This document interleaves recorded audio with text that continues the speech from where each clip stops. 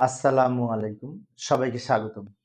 প্রিয় শিক্ষার্থী বন্ধুরা, আজকে আমি হিসাব বিজ্ঞান বিষয়ের আর্থিক বিবরণী প্রস্তুত করার ক্ষেত্রে অলিখিত ক্রয়, অলিখিত ক্রয় ফেরত, অলিখিত বিক্রয়, অলিখিত বিক্রয় ফেরত এগুলো যদি সমন্বয়ে থাকে কিভাবে লিখবো সেটা আমি সহজভাবে আলোচনা করার চেষ্টা করব। তো আলোচনায় আছি তোমাদের সাথে আমি মোহাম্মদ সিরাজুল ইসলাম। চলো শুরু করা যাক। তো আমি আগে নিয়মগুলো একটু বলবো।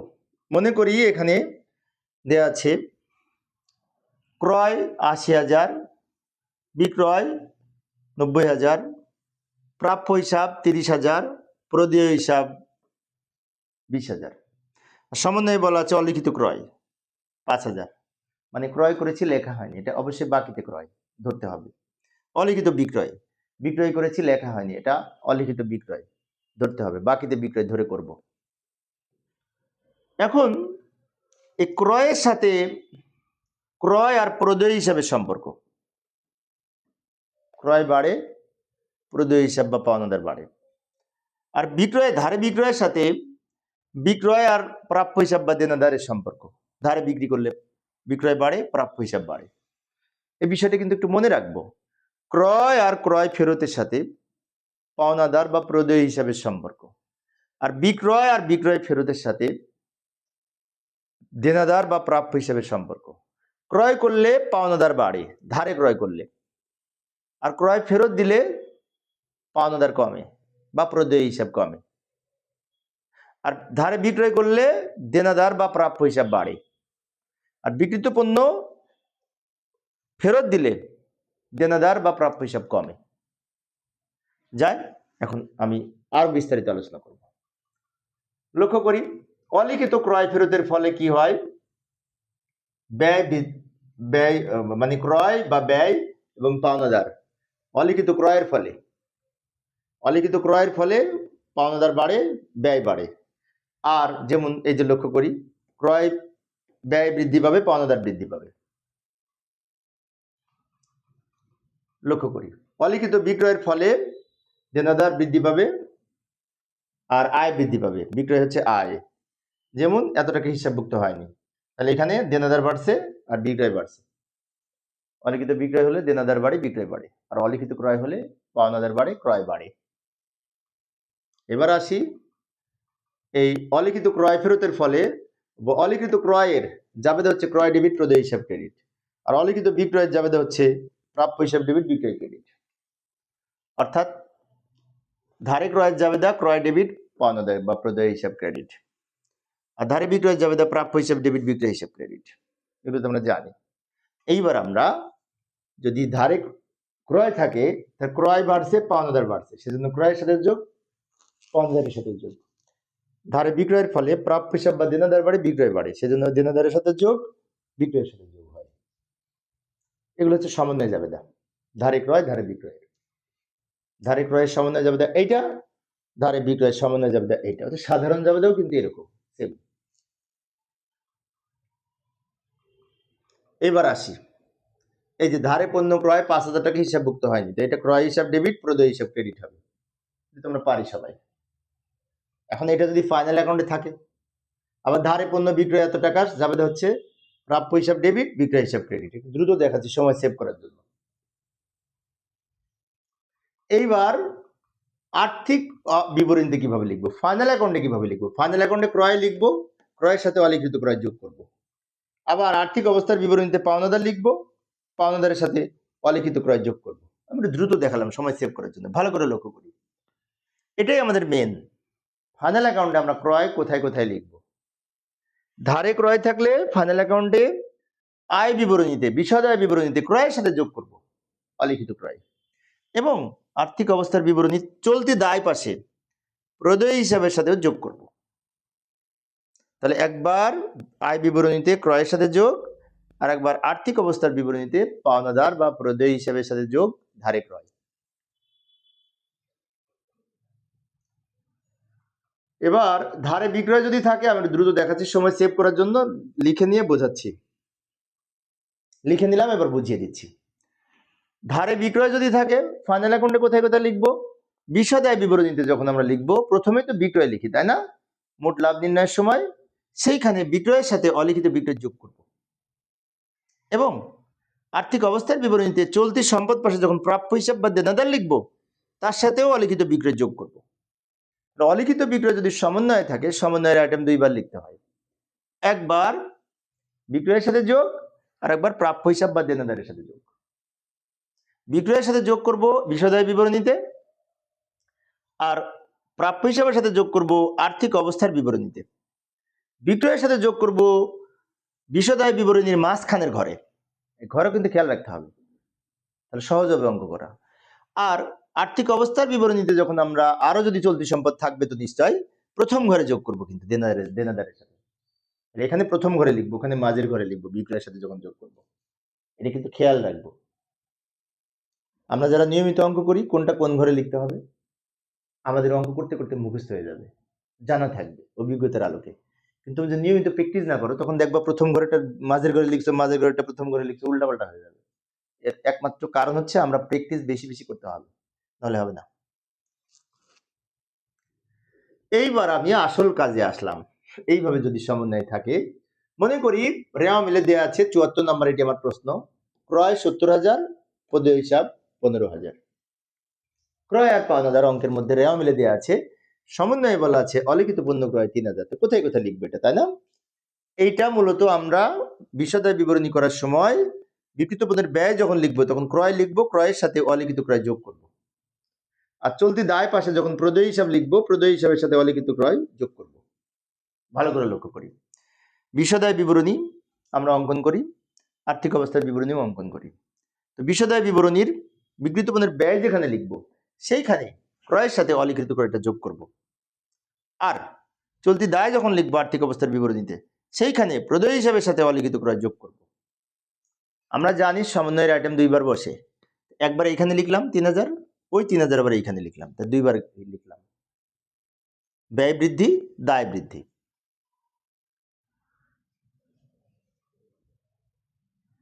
এখানে বলেছে এই যে ক্রয় দেয়া আছে ৭০,০০০, প্রদেয় হিসাব বা পাওনাদার দেয়া আছে ১৫,০০০। আর সমন্বয়ে বলা আছে ২,০০০ টাকার পণ্য ফেরত হিসেবভুক্ত হয়নি, ক্রয় ফেরত। ফেরত প্রদান মানে কি, ক্রয় ফেরত। তাহলে এটা কোথায় কোথায় লিখবো? আমরা যখন ক্রয় লিখবো বিকৃত পণ্যের ব্যয়ের মধ্যে, ক্রয়ের সাথে এই ফেরতটা বিয়োগ করব। ফেরত যদি সমন্বয়ে থাকে তাহলেও ক্রয় থেকে বিয়োগ হয়, ফেরত যদি রেওয়া মিলের মধ্যে থাকে তাও কিন্তু ক্রয় ফেরতটা ক্রয় থেকে বিয়োগ হবে। আচ্ছা, এবং এটা যেহেতু সমন্বয়ের আইটেম তো আরেক জায়গায় লিখতে হবে, সেটা হচ্ছে আমরা যখন প্রদেয় হিসাব লিখবো চলতি দায় পাশে, সেখান থেকে ক্রয় ফেরত বাদ যাবে। তাহলে ক্রয় ফেরতটা ক্রয়ের সাথে বাদ, পাওনাদারের সাথে বাদ। আর ধারে ক্রয় যদি থাকে ক্রয়ের সাথে যোগ, প্রদেয় হিসাব বা পাওনাদারের সাথেও যোগ, আর ফেরত দিলে বাদ।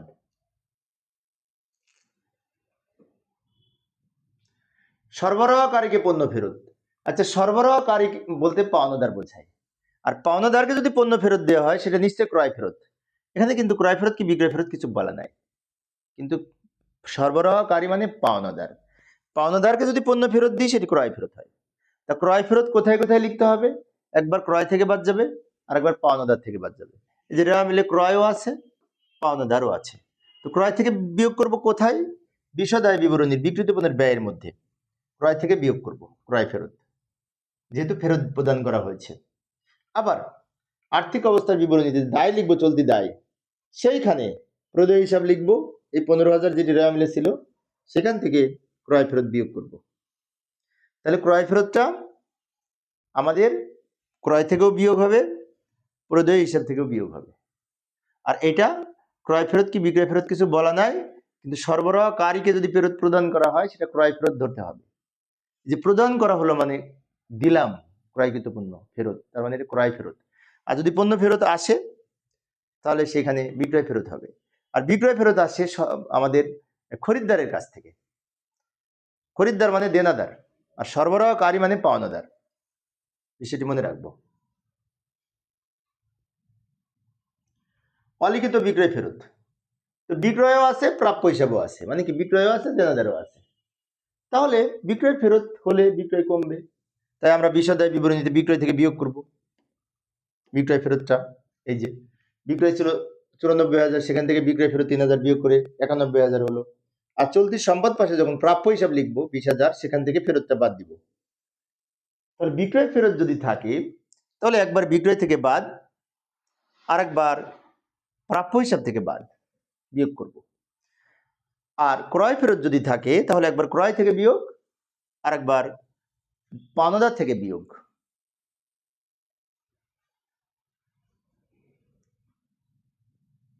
এখানে বলছে নষ্টজনিত কারণে খরিদ্দারের নিকট থেকে পণ্য ফেরত। আচ্ছা, খরিদ্দারের নিকট থেকে যদি পণ্য ফেরত আসে তাহলে সেটি বিক্রয় ফেরত। তাহলে বিক্রয় থেকে বিয়োগ করব, বাদ বিক্রয় ফেরত এই 4,000। আবার দেনাদার থেকেও বিয়োগ করব। বিক্রয় ফেরত তো বিক্রয় থেকে মাইনাস, দেনাদার থেকেও মাইনাস। কিন্তু এইখানে না একটা কথা আছে, সেটি হচ্ছে একটু ভালো করে পড়ি। খরিদ্দারের নিকট থেকে ফেরত 4,000, যার ক্রয় মূল্য 3500, 3,500। তাহলে এখানে কিন্তু দুইটা টাকা।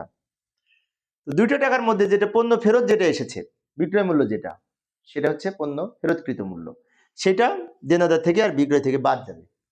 আর ক্রয় মূল্য যে টাকাটা 3500, এটা সমাপনীর সাথে যোগ হবে। আমরা জানি সমাপনী দুই জায়গায় বসে। একবার বিক্রিত পণ্যের ব্যয় নির্ণয় করার সময় সমাপনী মূল পণ্য আমরা বিয়োগ করি, আরেকবার চলতি সম্পদের মধ্যে আর্থিক অবস্থার বিবরণীতে লিখি। সমাপনী মজুত পণ্য যেখানে যেখানে লিখবো সেখানেই এই 3500 যোগ হবে, কারণ পণ্য ফেরত আসলে গুদামের পণ্য বেড়ে যাবে। তাই এই ক্রয় মূল্যটা সমাপনী মজুত পণ্যের সাথে যোগ হবে, আর বিক্রয় মূল্য যেটি ছিল সেটা বিক্রয় থেকে দেনাদার থেকে বাদ যাবে। আমি আবার বলছি, টাকা আছে দুইটা। পণ্য ফেরত পেয়েছি 4,000 টাকার, যার ক্রয় মূল্য ছিল 3500। তাহলে 4,000 টাকা দেনাদার মাইনাস বিক্রয় ফেরত বলে, আর 3500 টাকা সমাপনী মজুত পণ্যের সাথে যোগ। সমাপনী মজুত পণ্য দুই জায়গায় বসে, দুই জায়গাতেই যোগ হবে।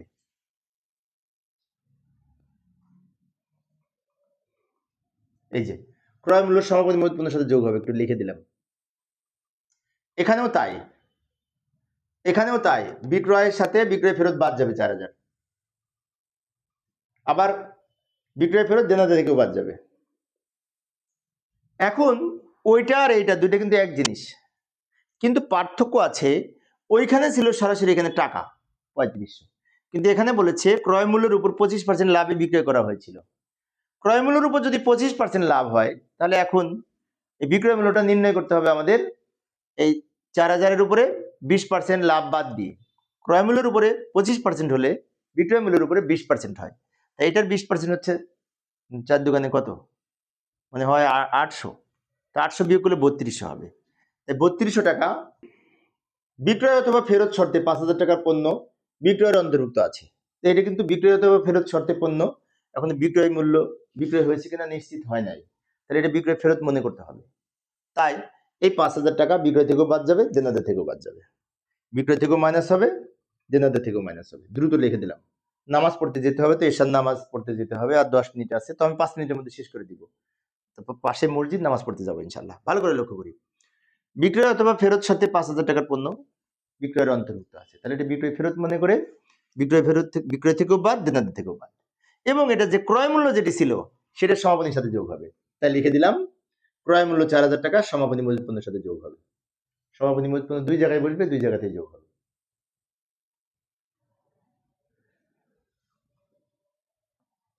এখানেও তাই, বিক্রয় অথবা ফেরত শর্তে, তাই 5,000 টাকা আমরা দেনাদার থেকে বাদ দেবো, বিক্রয় থেকে বাদ দেবো আগের মতো। আর এখান থেকে মুনাফাটা বাদ দিয়ে যে টাকাটা থাকে 4,000 টাকা হবে। এই 5,000-এর 20%, ক্রয় মূল্যের উপর 25% হলে বিক্রয় মূল্যের উপর 20% হয়। কিভাবে হয় আমি আর ক্লাসে দেখাবো, আজকে তাড়াতাড়ি করে পারতেছি না, নামাজে যেতে হবে। তাহলে এখান থেকে মুনাফা বাদ দিয়ে 4,000 টাকা সমাপনী মজুত পণ্যের সাথে যোগ হবে। ফেরত এসেছে তার যদি দুইটা মূল্য দেওয়া থাকে, তাহলে ক্রয় মূল্যটা সমাপনী মজুত পণ্যের সাথে যোগ হয়। বিক্রয় অথবা ফেরত শর্তে এত টাকার পণ্য বিক্রয়ের অন্তর্ভুক্ত আছে, এটাও বিক্রয় থেকে বাদ যাবে এবং প্রাপ্য হিসাব বা দেনাদার থেকে বাদ যাবে। এটা সহজ ছিল, বিক্রয় ফেরত বলে। শেষ। প্রিয় শিক্ষার্থী বন্ধুরা, অনেকগুলি সমন্বয়ের আজকে সমাধান করেছি। সামনের ক্লাসে আমি মনিহারি সংক্রান্ত যত সমন্বয় আছে, মনিহারি সংক্রান্ত কিন্তু অনেক সমন্বয় থাকে, তো এগুলি কিভাবে সমাধান করতে হবে বিস্তারিত আলোচনা করার চেষ্টা করব। মনিহারি, সাপ্লাইজ ইত্যাদি দেখার আমন্ত্রণ